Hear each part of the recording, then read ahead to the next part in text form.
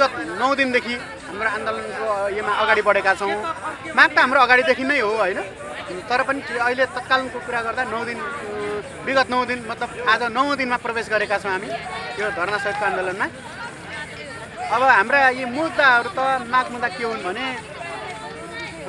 घाँसबास कपासको guarantee हुनु पर्यो, शिक्षा रोजगारीको अवसर हुनु पर्यो होइन, सरकारले सम्मानजनक सही व्यवस्थापन गर्नु पर्यो होइन। आखिर यो देशका हामी पनि त नागरिक हौँ होइन, कि होइन नागरिक होइन भन्नु पर्यो होला होइन भने सरकारको त दायित्व हो होइन। जसरी हामीले हाम्रो माग कहिलेकाहीँ घरमा खटपट हुँदा हामीले बुवाआमासँग पनि हाम्रो माग डटेर ध्यानाकर्षण गराउँछौँ नि हाम्रो मागका विषयमा होइन। त्यसै गरी अहिले अभिभावक भने त हाम्रो नेपाल सरकार हो नि त होइन, नेपाल सरकारले हाम्रो माग पुरा गर्नुपर्ने हाम्रो दायित्व होइन र मिडियाकर्मीहरूले पनि भन्नुहोस् है।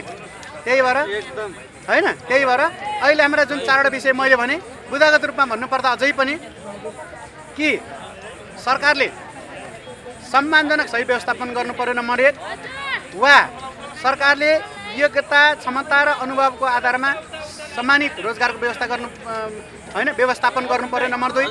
नम्बर 3मा त्यो हुन नसकिन्जेलसम्म जे गरिरहेका छौँ त्यो काम गर्न दिनु पर्यो।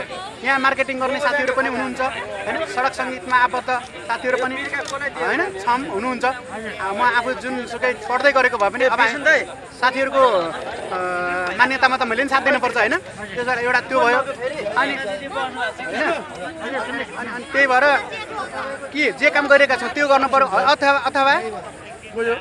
अथवा सरकारले अहिले जुन भत्ता छ नि त्यो पनि भत्तामा व्यापक वृद्धि गर्नु पर्यो, किनभने सबैको तल भत्ता वृद्धि हुने होइन, तर हाम्रो भत्तामा किन वृद्धि नहुने, हामीलाई किन अपमान किन असमान होइन, यो त भएन नि हो। 5वटा औँला बराबर हुन्नन् कसरी भन्ने कुरा आउन सक्छ, तर अवस्थाले पनि विचार गर्नु पर्यो। हाम्रो संवेदनशीलता कति छ, हाम्रो संवेदना वा पीडा कति छ नेपाल सरकारले बुझ्न पर्यो होइन। हाम्रो यही बुझाइ यही भयो। हजुरले 4वटा बुदा टिप्नु भएको छ भने रोजगारीको व्यवस्थापन, सम्मानजनक सही व्यवस्थापन वा गरिरहेको काम कार्य गर्न पाउनै पर्यो, वा सरकारले हेर्नुहोस् अहिले महँगी अनुसारको कुरा गर्छु मैले, तथ्यगत कुरा गर्छु। अहिले 20,000 देखि 30,000 रुपियाँ नदिएसम्म हाम्रा मागहरू महँगी अनुसारको हाम्रा आवश्यकताहरू पुरा नहुने अवस्थामा छ।